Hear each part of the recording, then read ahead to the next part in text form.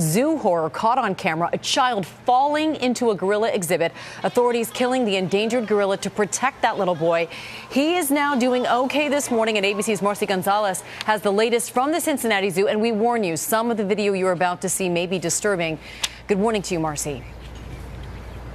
Hi, Amy. Good morning. The zoo is back open today, but that gorilla exhibit remains closed as officials look into how this horrifying encounter you're about to see unfolded. This is the dramatic video showing 10 minutes of pure terror. Watch as a young boy is trapped in a zoo enclosure, held in the clutches of a 400-pound gorilla.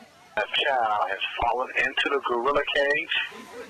At one point, the 4-year-old boy seen here cowering in a corner, the massive primate hovering over him. Onlookers at the Cincinnati Zoo yelling as suddenly the boy is grabbed and dragged through the water.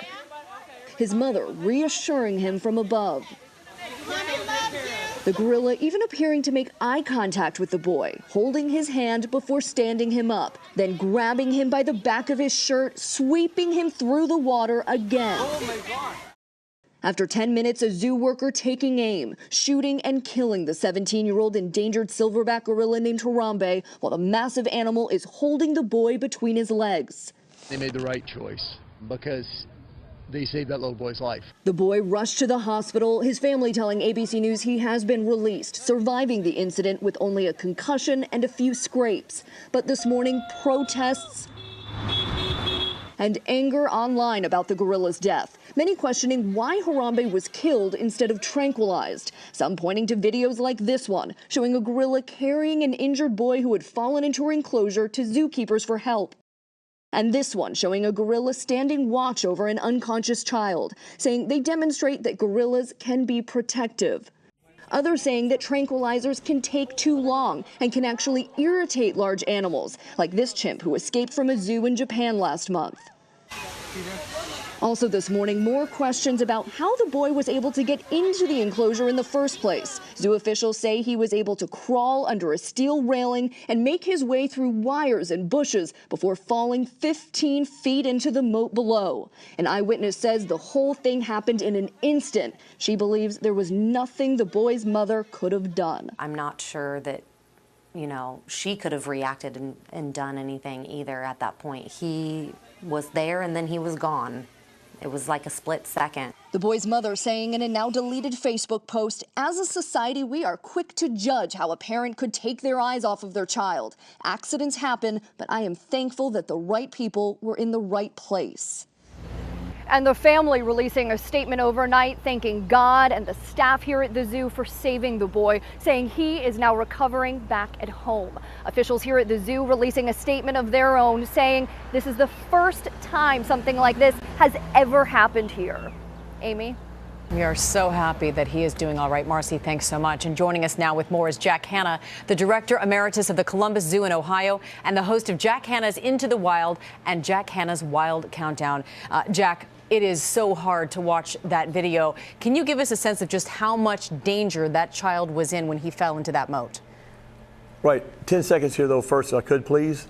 Remember something. No one loves gorillas more than the Columbus Zoo, Cincinnati Zoo, and the zoo world. We have given literally millions of dollars to preserve these animals, both mountain gorillas and lowland gorillas. I happen to have a little house only 3 miles from where the mountain gorillas live, so I've worked with them for 35 years. I can tell you this right now.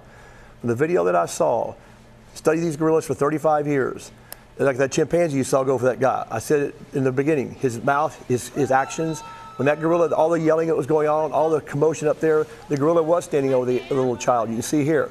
If the child was pulled through there, that gorilla was upset.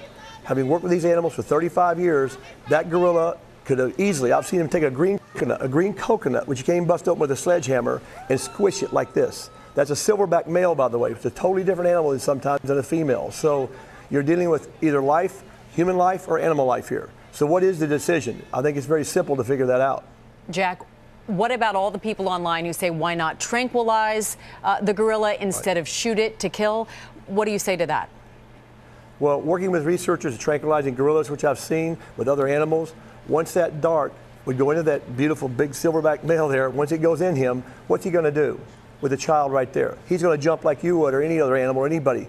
He's going to jump like this. With the power this animal has is beyond comprehension. They're a magnificent creature. But I can tell you now, there's no doubt in my mind that that child would not be here today if they hadn't made that decision at Cincinnati Zoo. Wow. And it took 10 to 15 minutes before they were able to take that shot. Why do you think it took so long? I know they were getting the female gorillas out of the enclosure as well, but that seems like a long period of time for that child to be alone with the gorilla. Well, they were trying their best to see what would happen there. They saw that there was more action from that gorilla, that silverback, that would tell you that this thing was in. They had to do something very quickly. The dart takes too long. The child would not have a chance. All right, Jack Hanna, we appreciate your insight. Thank you so much. Such a tough story, and it's worth pointing out that the gorilla didn't do anything wrong here. Not at all. A lot of victims all around here.